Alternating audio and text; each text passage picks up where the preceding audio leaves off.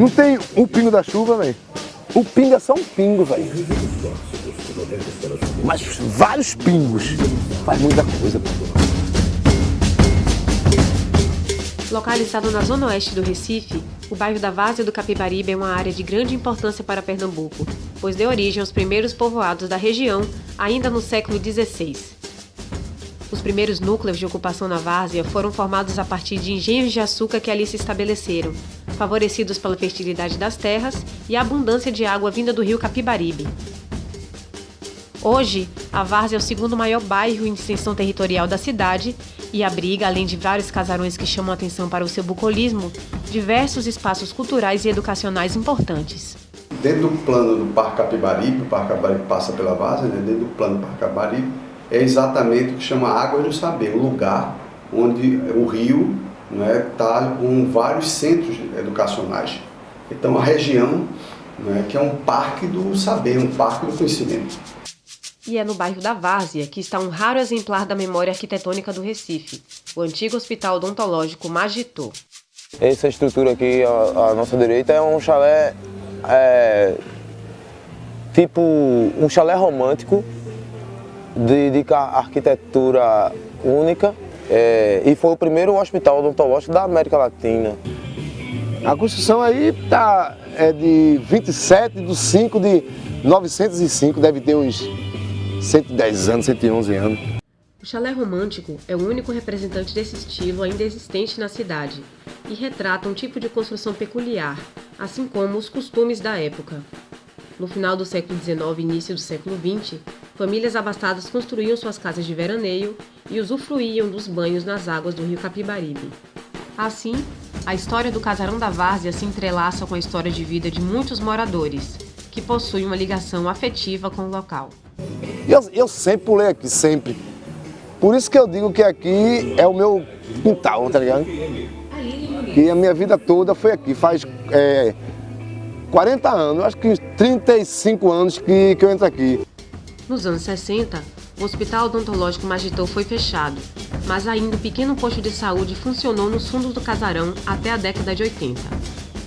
Foi cuidado a partir daí por um caseiro, que permitia a entrada de moradores do local para a realização de atividades de limpeza, missas e ensino de capoeira. Tinha um senhor aqui, nas antigas, mesmo há uns 20 anos atrás, 30 anos atrás, chamado de Seu Miguel. Ele foi um dos primeiros caras que ficou aqui tomando conta. Eu digo isso porque eu sempre morei aqui e aí eu vinha pra cá e esse Seu Miguel, ele corria atrás de mim, velho, pra não deixar eu ficar aqui dentro, pegando manga, aqui tem o baia.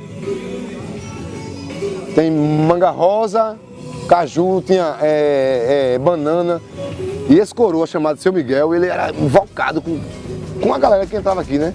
Apesar de ter aspectos arquitetônicos únicos e revelar muito da história do bairro da Várzea, o casarão ficou esquecido e abandonado por mais de 40 anos. Em 1992, o chalé foi atingido por um incêndio que destruiu o piso dos seus 2 pavimentos de madeira e parte do seu telhado. Esse piso era intacto, cara, e aconteceu que uma vez veio um menino aqui usar alguma coisa, eu acho que era cannabis.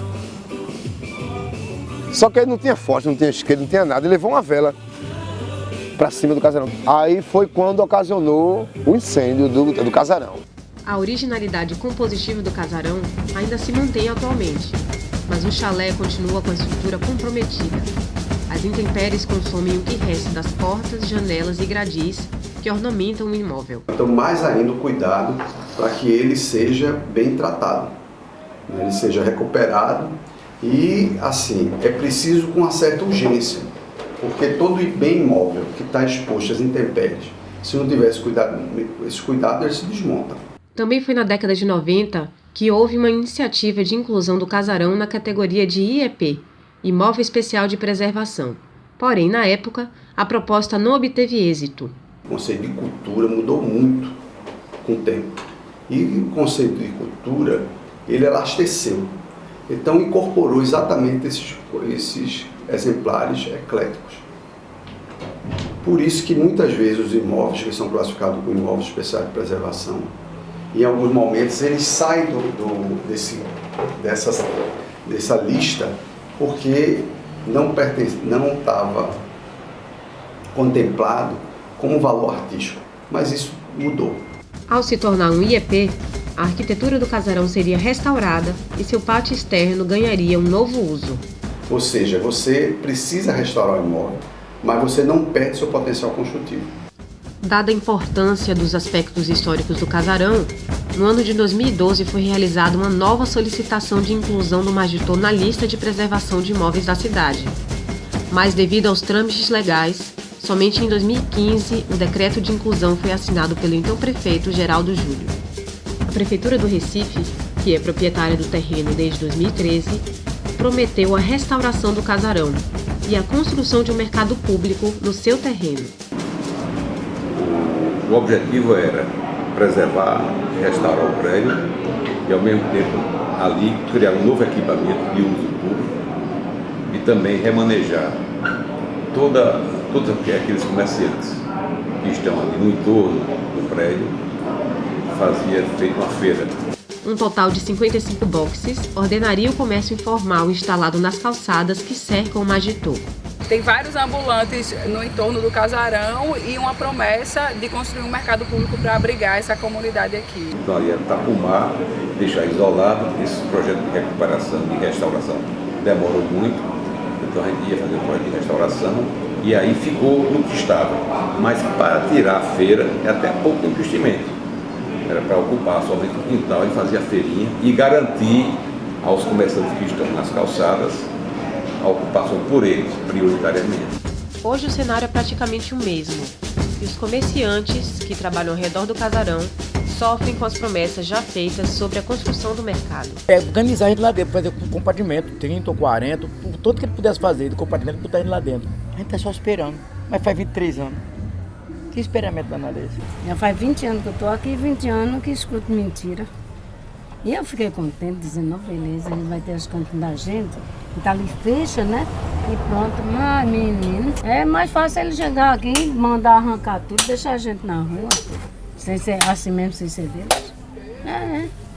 Né? Os homens do poder. Eu não gosto de falar não, porque eu digo a verdade. Tomou o nome da gente, enganou a gente.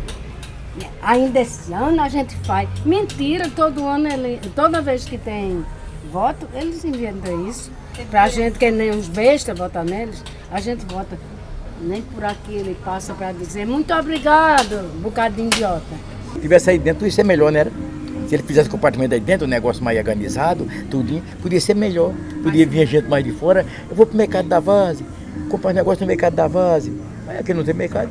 Tem essa feirinha livre, isso aqui, pronto, não é mercado. Aí viu o cara encosta o carro aqui, com medo de levar uma multa, e com o outro buzinando atrás, bebido. No meio da rua, entrar aqui, no meio da rua, o freguês fica no meio da rua. Mas faltou recurso para a contratação do projeto. E também não tivemos recurso para fazer a obra. Mas a vontade existe. Então, esta peça não tem, a gente não abandonou a ideia de recuperar o prédio. Apenas adiou-se por falta de recurso. Gerardo, olha Gerardo, essa conversa de vocês já era. Eu digo na hora. Quando você entrou não tinha crise, a crise vai ter agora. E agora que tu não vai fazer, que tem crise, né? Agora que tu não vai fazer, Geraldo. Eu digo na cara dele. Tu vai dizer que é a crise, como é que vai fazer? Pronto. Então, tu é um homem que prometesse e não cumprisse com a tua promessa. A população da Várzea, como estudantes, comerciantes e integrantes de movimentos sociais e culturais do bairro, estavam cansados do abandono e da sujeira do casarão e resolveram iniciar uma mobilização para fazer uma limpeza e revitalizar o local. Na realidade, quem iniciou a limpeza aqui foi eu aí na frente. Aí quando eu iniciei a limpeza aí, apareceu o pessoal da prefeitura dizendo que ia fechar o casarão, botar uns tijolos ali na frente, pô. Eu disse pra ele, eu digo, meu irmão, em vez de tu fechar, pô, por que tu não manda limpar o casarão, pô? Porque, aí eu disse pra ele, eu digo, porque isso aqui, aí apontei pra ele ali. Eu digo, porque isso aqui foi eu que limpei, pô. Você não é da prefeitura, por que você não manda a galera limpar, pô? E aí no outro dia, ele mandou, eu disse a ele, eu digo, tu manda limpar. Eu digo, não feche não, porque se você fechar eu vou derrubar. Eu disse a ele, não feche não. Se você fechar, eu meto o pé aí e derrubo. A única ação da prefeitura até então foi enviar agentes da Inlurb, empresa de limpeza urbana do Recife, que retirou cerca de 40 toneladas de detritos do terreno. Essa limpeza deu mais força para os mutirões organizados no fim de semana pelo movimento Salve o Casarão da Várzea. E o movimento Salve o Casarão surgiu desse corpo cultural todo, das ideias das ideias culturais, artísticas de resgates das nossas histórias, né? De pesquisas, de investigações das nossas histórias. E a ideia do Salve o Casarão surgiu muito daí, de interesse de poder cuidar e da consciência que vem antes, que é incondicional, que a gente tem de saber de que o povo unido jamais será vencido. A fim de preservar e possibilitar o uso do espaço, o Grupo Salve o Casarão já realiza diversas movimentações. A primeira, de ocupação do espaço, que começamos no dia 9 de abril e temos seguido todos os sábados fazendo ocupações de diversas formas, tanto de mutirão de limpeza, de cuidado, de construção da horta comunitária, como de fazer brincadeiras aqui dentro, de fazer oficina, de fazer alguns debates. E a movimentação jurídica, que temos cobrado a resposta dos órgãos da prefeitura sobre em que pé anda tanto o projeto do mercado como o projeto de restauração do casarão. A gente pretende fazer 2 banheiros aqui em cima, usar essa parte aqui para um espaço para fazer oficina. A gente quer fazer uma ludoteca para as crianças naquela quina ali. Aí, por trás na torre, vai ser a rádio Magitó, que aí já tem até algumas sinalizações dela. E vamos construir um forno de barro, que é quando a gente faz nossas paneladas, todo sábado tem panelada, ali atrás da casinha. A intenção é que o espaço seja sempre ocupado e que os próprios moradores façam uso cultural do casarão e compartilhem entre si a história que cada um tem do local. Tem vários movimentos culturais que acontecem na Rua da Feira, que é essa rua em frente ao casarão, na praça, que acontece sem estrutura, sem espaço, tendo estrutura do casarão que poderia abrigar toda essa movimentação. Tem maracatu, tem coco, tem capoeira, tem o bloco lírico, tem muitas coisas que pode ser executado aqui, né, cara? Por isso que a gente tem que preservar pelo casarão. E para que essa memória cultural seja mantida, é preciso preservar memórias de pedra e cal. E preservar memória é fundamental para as cidades, porque é nessa preservação da memória que as cidades se diferenciam. Senão elas ficam todas uniformes, né? Porque se constrói simplesmente o que se está querendo naquele momento. Então, destruir o passado é uma forma muito cruel de conviver com a história, porque a história da cidade, conviver com a história da cidade, que a história da cidade é como a história de um palimpsesto, que é um amontoado de tecidos que se constrói com o tempo. Agora precisa ter a pressão política. E a pressão política é a comunidade organizada. Essa é a pressão política.